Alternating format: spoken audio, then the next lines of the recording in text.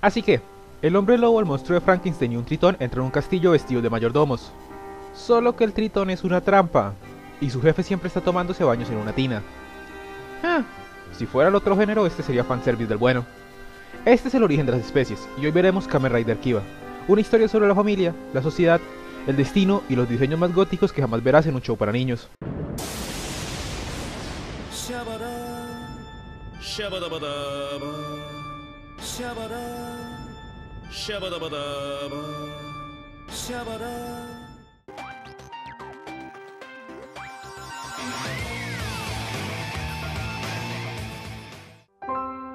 Creado por Shotaro Ishinomori, Kamen Rider es una franquicia japonesa del género tokusatsu que lleva más de 40 años reinventándose para adecuarse a cada año que pasa.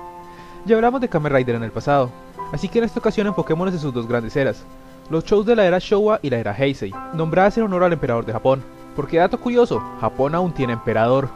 El actual se llama Akihito, y tras su fallecimiento recibirá el nombre de emperador Heisei, y su predecesor era el emperador Showa. Las series de la era Showa se refieren al periodo original, desde el 71 al 89. Los shows retro trataban de conservar una única continuidad y temáticas similares, siendo casi todos sus héroes insectoides cyborgs que peleaban contra organizaciones malvadas, excepto Amazon.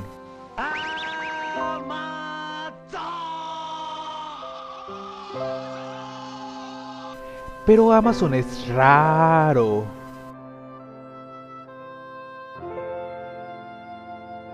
La era Heisei inicia en el 2000, cuando reviven la franquicia con Kamen Rider Kuga, regresando a su puesto de show anual.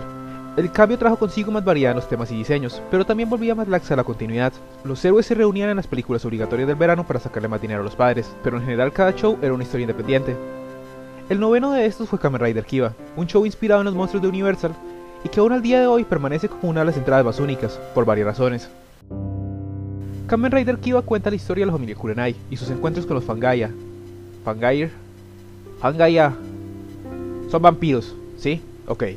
Monstruos de goma al mejor estilo del género que consumen la vitalidad de los humanos para sobrevivir, y que llevan años alimentándose de ellos, porque esencialmente son la raza más poderosa que hay. En el distante presente del 2008, nos encontramos con Wataru Kurenai, un joven alejado de la sociedad que declara ser alérgico al mundo, y aunque posee un noble corazón es tímido a un nivel absurdo.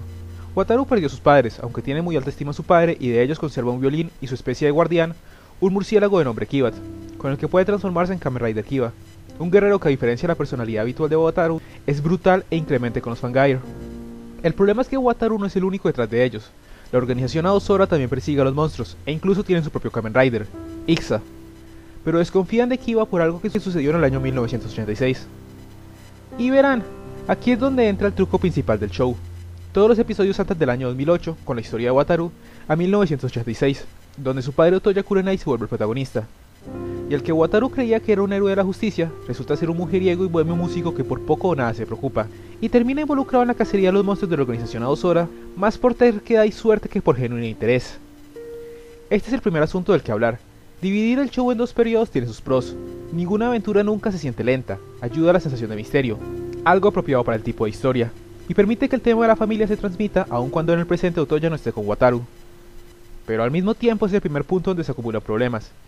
Que hayan dos épocas no duplica la cantidad de monstruos. En cada episodio en el presente y pasado se enfrentan al mismo individuo, así que en el pasado realmente nunca eliminan a nadie, haciendo que todos los encuentros se sientan algo irrelevantes. Y cuando todo está hecho y dicho, la cronología realmente no tiene mucho sentido. Wataru es el protagonista del año 2008. Su timidez y fobia social son los principales obstáculos a superar su historia, para lo cual cuenta con el apoyo de su amiga Chizuka. Pero Wataru es raro hasta la médula. No lo culpo, se crió con un murciélago de CGI, pero sus hobbies son bizarros. Es un violinista talentoso, pero la principal manera en que lo expresa es creando barnices para sus instrumentos. Barnices que usan todo tipo de ingredientes inusuales como insectos. En su vida diaria, Wataru saldrá lentamente de su caparazón al interactuar con más personas, e incluso se vuelve amigo de los miembros de la organización Aozora actual, donde aprende más de cómo era su padre. Los cazafangire principales del grupo son Nago y Megumi, él siendo un cazarrecompensas aparentemente heroico y principal usuario del sistema Ixa, pero que en realidad tiene una obsesión enfermiza con la justicia debido a eventos traumáticos en su pasado. Y ella es la hija de una cazadora anterior, que aún con su actitud relajada y amigable tiene una razón de peso por haberse unido. En el 82 Otoya tomó el mando, siendo un músico que se toma absolutamente nada en serio. No es que sea mala persona, simplemente es demasiado honesto consigo mismo, viviendo del momento y poco más.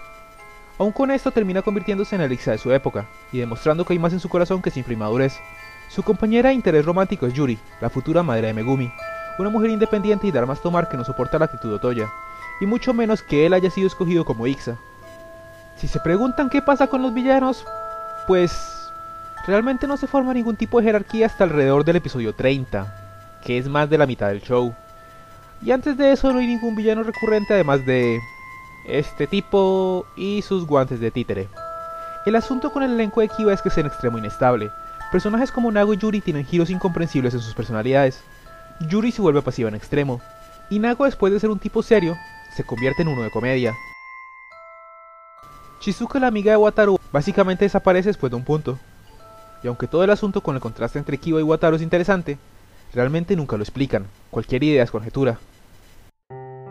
Si algo acompaña y quedó claro con lo anterior mencionado es que el tono de este show no es muy consistente. Sus saltos entre comedia y seriedad son muy bruscos.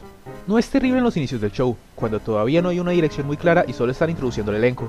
Pero cuando la trama se torna más oscura y compleja, y en serio se pone al nivel de una telenovela con todo el drama que botan, los chistes y otros elementos de humor no son removidos, sino que quedan ahí como un vestigio muy incómodo. Wataru es el que más sufre con esto. Su timidez es usada para varios chistes en el principio, pero cuando se usan en sus momentos de dolor es absurdo. En un episodio Wataru se encierra para no tener que hablar con nadie. Es uno de sus peores momentos de depresión, pero está combinado con escenas de sus amigos tratando de entrar solo para ser repelidos con trampas al mejor estilo de los Looney Tunes. En otro está siendo autodestructivo a un nivel que no solo sería spoiler sino que sonaría ridículo, y la manera de complementar esa actitud dañina es haciendo que se disfrace como Bugs Bunny. Ahora que lo pienso, este show tiene un humor muy Looney Tunesco. Kiba es una tragedia de las buenas ideas con una terrible ejecución. Poner un héroe que activamente evita la sociedad en un show infantil es interesante. Wataru podría haber sido inspiración para muchos niños con problemas para socializar. Los diseños del show son espectaculares. Y con todo y todo, dividir la trama en dos periodos de tiempo es una de sus mejores movidas. Le sienta al show, y hoy en día Arrow demuestra que es un truco muy útil. Pero cada cosa que hace bien es saboteada después. Los personajes interesantes son transformados de maneras burdas. Las dos mitades de la historia dejan muchas dudas. El desarrollo de Wataru es inconsistente, su naturaleza dual es ignorada, y el humor choca horriblemente con sus intentos de melodrama exagerado. Honestamente, tal vez sea demasiado injusto con Kiba. Sé que varios aprecian este show, e indudablemente es único, pero aun si este fue el primer show de Kamen Rider que vi, y la principal razón de que hoy en día vea Toku, realmente no puedo entender la lógica que lleva a que ciertos disfruten del show. ¿Recomiendo Kamen Rider Kiba? No. ¿Me parece un buen show? No. ¿Tengo algo contra sus fans? No. Pero este es el origen de las especies, y ese es el único juicio que como individuo le puedo dar.